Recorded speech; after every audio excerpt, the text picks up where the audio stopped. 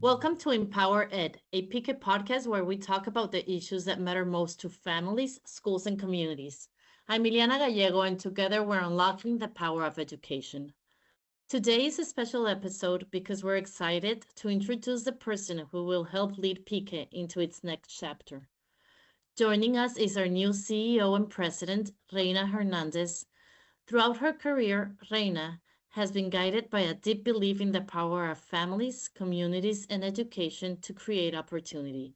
She's worked alongside parents, educators, and leaders to strengthen family engagement and advance educational equity. Today, we will get to know the person behind the title.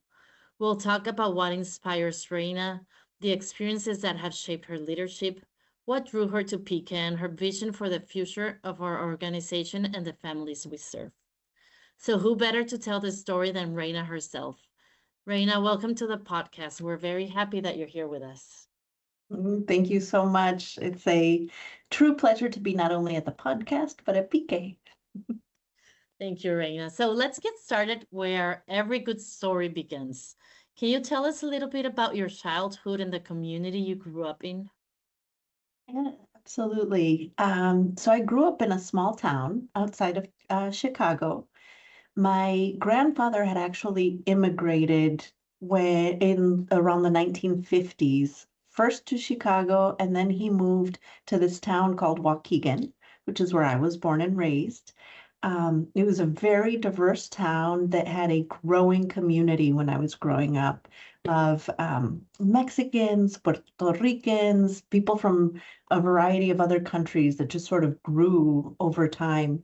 And we went from when my mom was a little girl, there weren't any Mexican grocery stores in Waukegan. So every weekend they would drive down to Chicago, buy a case of tortillas, buy chiles secos, and like bring them back home and then kind of carry out the week.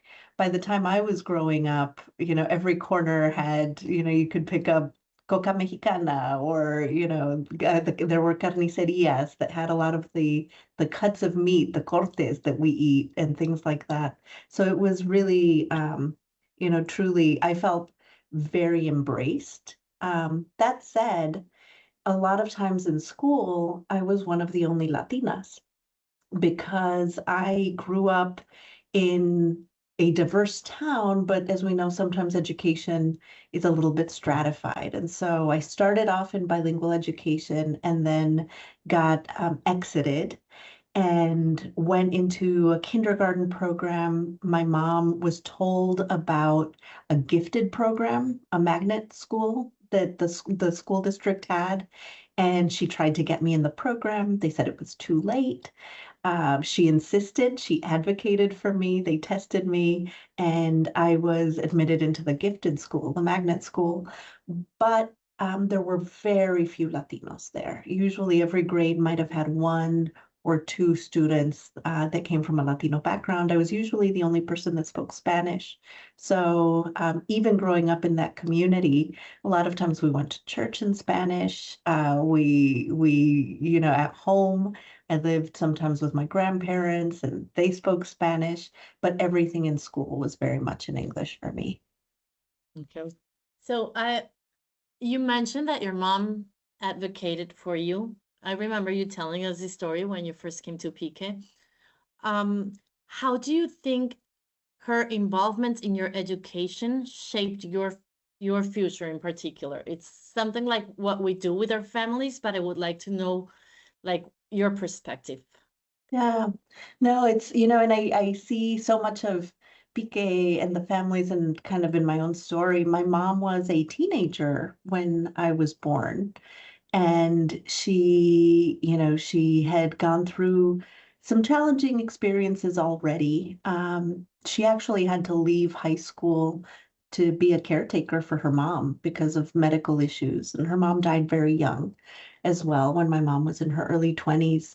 So, my mom didn't have a lot of formal background and guidance. She had actually very poor guidance from guidance counselors at school. Things that we look back on now and think, if only we had known then, if only the family understood what options she had. But they basically kind of encouraged her to drop out because they didn't feel that education was going to be that important for her future anyway. And I just think about all of that now. But for us, for her kids, my mom, she often says, I don't know how I know, because I tell her, Mom, how did you know to advocate in these ways? How did you know to ask when an authority tells you, no, it's too late for your child to be tested for that school?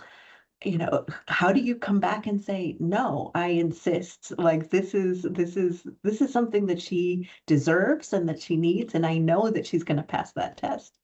And she says, I have just always had so much faith, and she says, I've felt guided. I think this is where our faith comes in, where she says, I've just felt guided to know what was best for my kids, and I will not take no for an answer when it comes to your future and your success. And I think of that a lot. I think a lot of times we're very good within these close-knit communities, um, advocating for others and supporting others. Sometimes we don't do as good a job doing it for ourselves. And so being able to think about not only how our families, we can support them to support their children, but also their own personal growth and their own personal development. And that's such an exciting part of PK. And I think of what it would have been like if my mom would have had that kind of guidance and support and encouragement for her own growth. She got there eventually. Eventually, when I was in high school, she was getting her associate's degree. When I was away at law school, she got her bachelor's degree. She got a teaching degree. But she just always was just a fierce advocate for others. So when I was little, the job that she had was as a bilingual liaison. And a lot of times that's one of the lowest paid jobs in a school. Sometimes that's a person who almost doesn't have a job description. They do whatever is needed to support families and, translating and helping provide information. But it's such a critical touch point.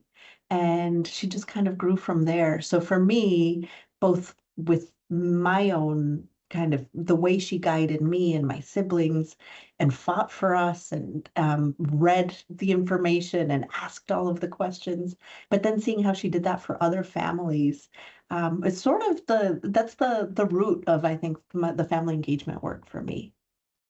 It's amazing because many times I can tell your mother is a very strong woman. And I think that strength many times we find it once we become mothers. So that's why maybe she didn't advocate, or many of our parents feel like they didn't advocate for themselves. But once you have your kids, it's like, I know I can get this. I know my child deserves this. And you find that strength. What we sometimes don't have is like a guide, especially when you're in a new country, right? So you don't know where. It's not that you don't want to do that for your child, but you need a guide. And I think that's where PIQE comes in. So that's amazing to work in this organization. Hearing your story, it's easy to understand why PIQUE's mission is so personal or feels personal. But what was it about PIQUE? Because I know you've been in different organizations that made you think this is where I want to make a difference. Yeah, I've been collaborating with PIQUE for many, many years. And I've been working in the family and community engagement space for, also over a decade, and working in the national space. Spent the last 8.5 years with a national association that was focused on family, school, and community engagement.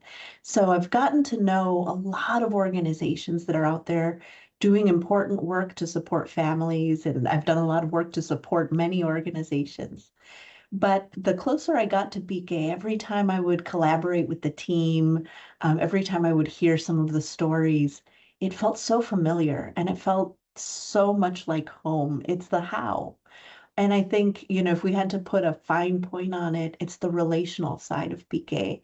We know that engaging families is relational work. It requires trust. It requires building connection. If people don't trust you, they're not necessarily going to listen to what you have to say, and they're not going to learn the information. They're not going to open up. in those spaces. And so much of our programming is dialogue, it's engagement, and that requires us building those relationships and building that trust. And the more I would hear about how PK operates, its connection from day one, its phone calls, its sharing of people's stories, whether it's a recruiter or the facilitator or the connection that they start to build at the school, it just, that part of the story was so powerful. And when the opportunity presented itself, it gave me an opportunity to learn more. And the deeper I got, the more I learned about how PK operates. It felt so values aligned. And it made me incredibly excited to be able to bring some of what I know and some of my skills and experiences here to kind of take us into our next 40 years. Yes, I love that. And you know what? Right now that you're saying we're talking about advocating for your children, right? And many times we think only of like younger children because they don't know. But it's also, I have a daughter in college already, and it's also teaching them to advocate so for themselves. So PK, I think, empowers and gives parents the tools, like Mhm. literally, to tell your Um, child, no, you know what, you need to go and ask this, and then let them, even though they're already 18 or mhm. 19, you need to, and like teach them how to advocate for themselves. So when Absolutely. we're talking about advocating in PK, I just want to make clear that it's not only for young children, it's for all of our Mhm. children, no matter their age. Absolutely. You know, my first experiences engaging with families in kind of this sort of way, I was in high school still. I was collaborating with an organization that does youth leadership development. In my hometown, it was very new. I had participated the very first year that they were opening up in Chicago and in my town, and I wanted more kids to be able to participate. So I was a sophomore recruiting freshmen, then I was a junior recruiting freshmen and sophomores and helping train them. And my mom got involved because they had questions. And so she was helping the families navigate and fundraise and, understand how important this was. And we're talking about high school students, but the amount of engagement and the pathways that we created for families to be able to continue to be involved, to understand basic things, complicated things, understand how, the tracking works and the decisions you make freshman year will impact your opportunities senior year, right? And all of that.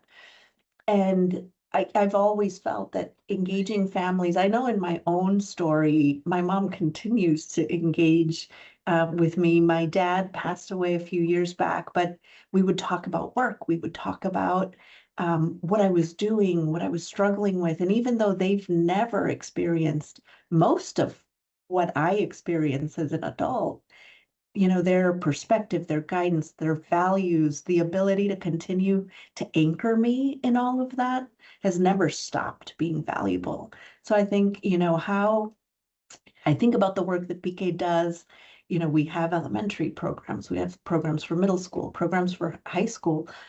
The way you engage with your children and with their school changes, but the importance of having that support, having that foundation, that never, in my experience, stops being important and stops being valuable. But a lot of times it gets harder and it gets more complicated, which is when I think support is almost needed the most, because that is when, information, understanding FAFSA, understanding the university system, understanding A to G, understanding so many things that I think, I'm excited and I think it's empowering to be a part of a system that is helping families get through all of that and get their kids through all of that. And just the pride that I see at graduations. My very first BK event was a graduation for one of the programs focused on high school students, and their parents had participated in 2 years of navigation and all of that. And the pride that they had in saying, my child is going to this university, to that university, and, earning a scholarship for them through that program was just so truly, it feels like a bit of a culmination of the work, but we know it continues, right? Retaining college students and all of that. So we really are creating, I think, a lifetime pathway for so many families. Absolutely. And I think you said it right. It changes, the family engagement changes, but it's always there. It never, and it's really what creates a difference, right? So we always need to be present. So tell me a little bit about what excites you the most about joining the PIQE community. Uh, I think so one of the things that is, I think, an exciting challenge is that right now, I've actually met PK out of the state of California, doing work in the state of Massachusetts, where PK had been a partner in the Massachusetts Statewide Family Engagement Center, a national federal initiative I was very involved in at the time. And I collaborated with a number of organizations in different states, but it was just such a powerful, strong connection to have in Massachusetts. And, now that I'm here, there is just the potential for being able to grow, bring some of the beautiful PK programming and kind of approach to other places throughout the country, I think is really exciting.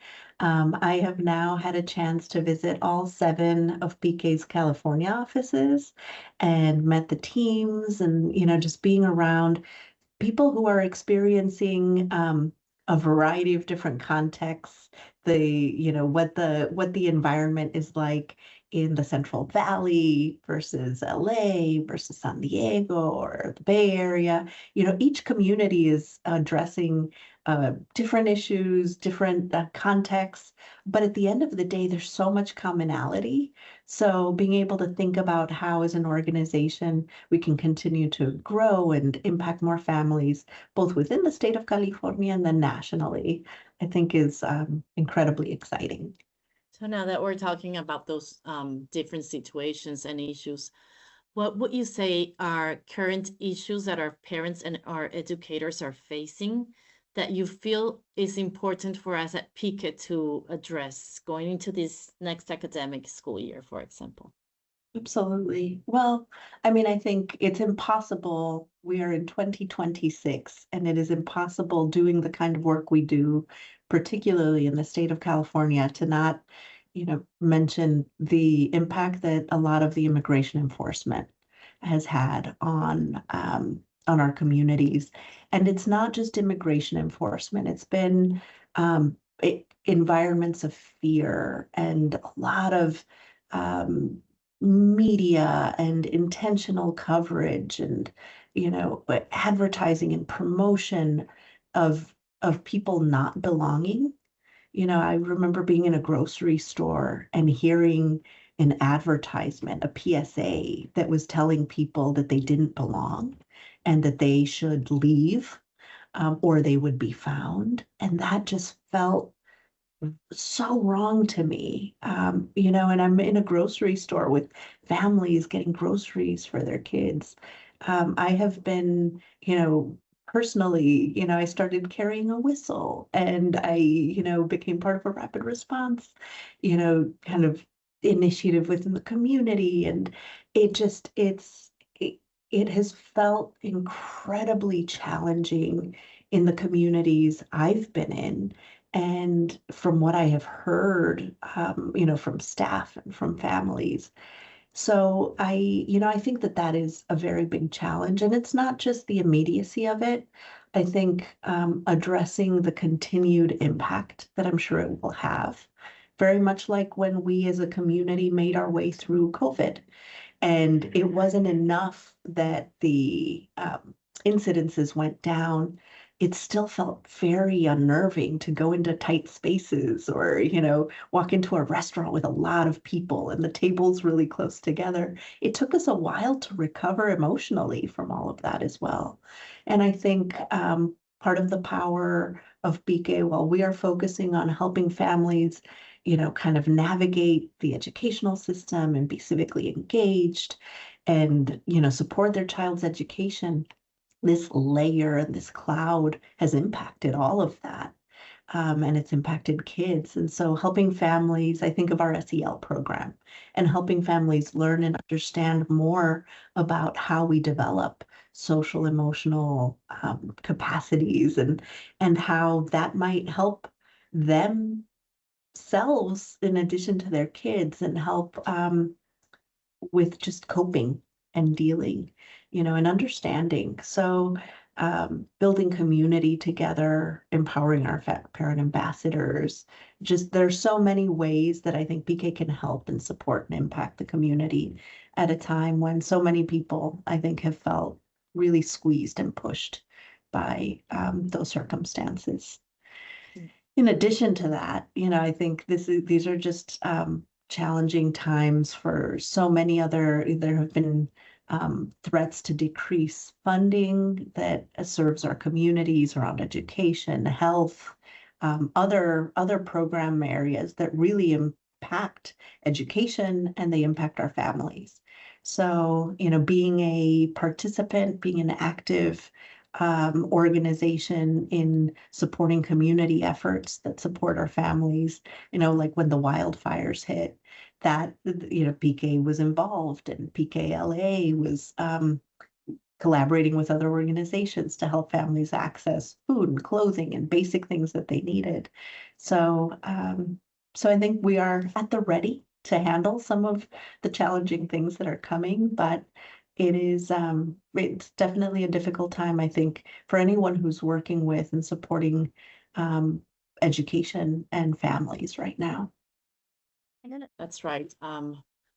It is a difficult time, but also we as PIQE try to not just share the workshops that empower them, but also cover the stories that might help them, right? So somebody's going through something similar to you. So we always encourage everyone to look at our website and our blogs and our news stories because you might find something that might be helpful to you, as well as obviously the podcast.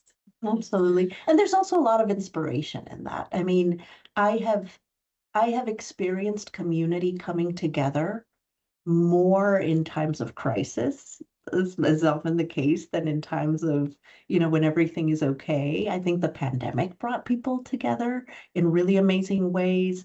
And I think that right now, I've seen a lot of community unity and support of each other and ways that, families have said, we're going to continue celebrating, we'll continue to be supportive of each other. And I think that is the best way to make your way through difficult times. And we are a network and we have brought people together and we'll continue to do so, which I think is empowering. Absolutely, yes. Reyna, I can't not ask you about being a leader, a woman leader. So I would like to see, what is it for you to serve as a woman leading an organization like PIQE? And how can other women find inspiration from you? Yeah, I think it took many years for me to kind of unpack a lot of that because I think so much of my, I've always been a nerd. I was always really focused on doing well in school and doing the right things. And, I'm an oldest daughter, which I think also impacts a lot of that because there's a lot of responsibility. My youngest siblings were 5, 11, and 13 years younger than me. So when I was in high school, I was helping get kids to baseball practice or ballet practice or, going to and from school and all of that. And just carrying a lot of both responsibility within a family and then within an academic space that then became a professional space and being someone that whether I wanted to or not, in my community, I had been the first graduate to attend Harvard in like over 50 years, and came back and did some graduation speeches to high school students, and people were looking. It was sort of being in a spotlight where I think it wasn't until people started to show up and tell stories. I remember being out at a restaurant and someone comes up to me and says, Reyna, it's you, right? And I was trying to identify the person. I didn't really recognize her. And she said, "Oh, don't worry, you don't know me, but I know you. You helped to mentor my brothers for that college leadership program." And then she says, "You spoke at my high school once, and I remember this thing that you said." And she like quoted back something I had said in this one speech. And I think it really hit me then. My mom always would say, "You're an example for other people and for the community." But that just, I was like, how does this this woman who has never met me before remember something I said in a speech? She was no longer high school age, right? That speech had happened years before, but it stuck with her. And so it was a time when it sort of hit me. It's important to both be mindful of that. People are watching and paying attention, and the example is an important one because sometimes it's I might be the first person or the closest person that someone meets that's in a role that I've been in. When I was working in the state of Illinois, I was one of the highest ranking Latinas in state government in Illinois. I was an assistant superintendent at the Illinois State Board of Education. And being in that role, I realized, and had given a presentation to the state early childhood directors because I oversaw the state's early childhood system, the state's bilingual education system. And I started with pictures and with a story of a family that was, by so many factors, considered high risk in the context of early childhood. We had a lot of risk factors that we prioritized. I was like, this is a teenage mother. This is a family that has mixed status. This is multi-generational, overcrowded, many people living in a very small space, low income, non-high school graduate, just adding all these layers. And I said, and one of my concerns is that when we're working with these families that we've prioritized because of their current risk factors, that we are thinking about keeping them in school, trying to get them to graduate, keeping them, let's say, out of the disciplinary system, and that instead of preparing them to be our boss's boss, instead of preparing them to be the leaders of these programs, I said, so when you look at your families, your high risk families, I hope that you see me because this was my story. I am the person who started with all of those risk factors, but I was in a loving family, a family that advocated for me. I was in a space where I never knew that, the food I was eating was the food that we were able to piece together at the end of the month when the check runs low and it's taquitos de frijol. And I would look forward to them. And sometimes I would ask for them at the beginning of the month, and my mom would say, "No, we have meat." And I was like, what does having meat have to do with eating taquitos de frijol? Like, I love them. But because they created this love of just the life that we lived. And, we would do activities that were free and they were fun. We would go out hiking or we would go to the park and my dad would play with us and my mom would play, so, so I wanted to bring that image back and say, so don't think about, this is a prevention initiative. Think of the work we're doing as preparing the next assistant superintendent, the next state commissioner, the next, right? Like that, shifting that mindset. And so being an example in so many different ways. More recently, I think I've been more intentional about being an intentional mentor to to a variety of like youth and rising leaders, but I've been particularly focused on making sure that women who sometimes are more comfortable or are made to be comfortable in support roles, being the number two in an organization or being the person who is elevating someone else up, that they see themselves in the spotlight, that they're able to be the one who's interviewed, not just the one preparing someone for an interview, or that they're able to step into why not run for office or why not be the executive director? Why not go up for that promotion? And it's been empowering to see them rise with less inhibitions, with more, I think, just willingness. And I see that a lot sometimes in working with moms in a lot of those spaces where, sometimes I've heard, moms tell me when I say, oh, there's this leadership position, or maybe you could run for the Bilingual Parent Advisory Council president or vice president. And you go, no, yo nomás soy una mamá. No, I'm just a mom. And I go, are you kidding me? Like that is one of the best, foundations for leadership. Let's go, let's take that and bring it into these other spaces.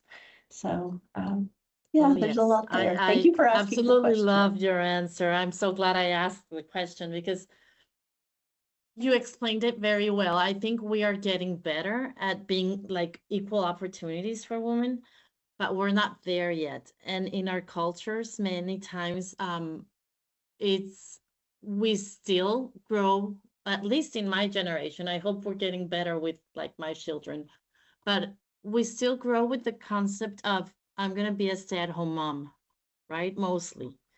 Um, and there's so much that we are able to do and to give back to the community, and we're so strong. And I love that you have the courage to say this was me. Your story was my story, and look where I'm at. So we still have a lot of work to do, and that's why we need to continue talking about this. We need to let our girls know that the opportunities are the same. The work is the same for both men Mhm. and women. So I love your Yeah. answer. Thank you. Yeah, and honestly, I think sometimes over the years, I've come to realize how much I sometimes contribute to that, or how much I remember reading something and it really impacted me. Just something as simple as, when I see my nieces and nephews after not seeing them in a long time, you see a little boy and you go, oh my gosh, you got so big and you look so strong. It's such a normal response, and you see your niece and she comes up to you and you go, oh, que bonita, how pretty. And I'm like, why not say, you got so big and strong. Oh my gosh, show me your muscles. Who's ever told, that it's such a different way of interacting, but I thought it's little things and it's big things. And if in all those ways, sometimes my parents didn't want me to go on my first college trip when I was 15 to stay on campus at this youth leadership program because I was a girl and I was their daughter and we don't do sleepovers, and they weren't going to be there. And breaking through some of those barriers, I thought, well, had I been a boy, would they have let me? And what, how different was that? But they did. And over time, they then became mentors to other families to say, no, it's important. Our girls, if we want them to have the reach for the stars, we need to start preparing them for that. So, they both of them actually were really valuable mentors, I think, to other families and in thinking through those things. And even though my dad was very macho in a very Mexican sort of way culturally, I think he saw and understood since I was very small who I was as a person, the leadership potential that I had. I think he saw a lot of himself in me, and it was very empowering that he was not one of the people holding me back, but instead elevating me up, even when it was uncomfortable, because they were very different experiences from, I think, the way he was raised, his cousins, his siblings, his parents. So my parents really did innovate in a lot of ways. And I try to carry that forward in the work I do and in the communication I have with other families. Definitely. It's very important. It takes willpower as parents to break those um like things that we have in our mind. But that's what we need to work Mm. with. Okay, so let's shift a little into PIQUE's mission. How can communities, educators, and partners support PIQUE's mission? I think there are so many, PK's mission is bigger than its programs. It really is an organization that I think sees the potential for what would education look like if there were true partnership. with families, not seeing families as something you have to deal with or as part of a problem that needs to be solved, but as part of the partnership that will help carry forward, not only our kids, but truly our next generation and society. I think education is that foundation for everything that comes after. That's how our future politicians, our future lawyers, our future teachers, our future doctors, our future cleaning staff, our future coaches, all of those folks today, right now, are kids making their way through our educational system. So we are shaping the future. And I think that PIQE is a resource to schools, to communities that are interested in helping to build and support more pathways for kids and families by supporting the family learning that happens in our programs. But I think it's also bigger than that. I think we are doing a little more work now with like the educator workshop and supporting, family engagement is not so easy to do. It's not something that you know how to do because you're a good person or because you care about kids and families, or even, given a background, we've all had limited experiences. Our experience is limited to what we've had an opportunity to live. And a lot of times through training and through learning, we can build our capacity to go beyond kind of our own experiences. So we have an educator workshop that's doing more of that, thinking, what would it look like if more teachers knew how to work with families in ways that are effective, connected, relational, if there was more trust in that process, if families were communicating with teachers and teachers with families in more natural ways that just help to support kids. What would it look if teachers could better support families knowing how to help at home? And we do some of that at PIQE, right? We help families understand how to support literacy through our family literacy program.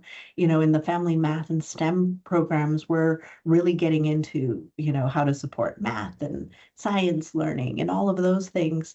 But that would be, I think the vision and mission is really about all schools having that available to families. And so we do some policy and advocacy as well to try to help move the system in that direction. I think that's another way that we kind of partner in the communities that we're in, trying to shift expectations and bring more resources into those communities. So I think there are a lot of different ways, but the simplest and most straightforward is bringing PIQE into a school or into a community program where we can work with families and help to start building that pipeline. Because I had the opportunity a couple weeks ago to spend time with our parent ambassadors, and some of them started with PIQE 15 years ago, 20 years ago, and they started going through a program, and then they went through another program. One of the moms said, "Oh, I went through the program several times because each time I did the program, I learned something new, even though the curriculum hadn't changed. I was reflecting. I'd grown as a parent. My kids were different, my first child wasn't the same as my second one. And so they're like, so I've done PIQE multiple times. Some of them have worked with PIQE in different capacities, and they're all advocating and they're making change in their communities. So, I think that just continuing to support our kind of our mission and our work in different ways is another way that I think communities and schools can really contribute to not only our mission, but us carrying it out together in their communities. I love when I get a chance to speak to parent ambassadors, I just love listening to them and their stories because it shows how strong our communities really are once they have the tools. Again, it's coming to a new country where the school system is different than what you're used to, where there's a different language. But when you talk to them, it's like, oh my God, she had all these fears. And now that she has the tools, look at what she or him because we have both women and men in parent Mhm. ambassadors, look at what they're achieving and doing and how they're moving their community. Mhm.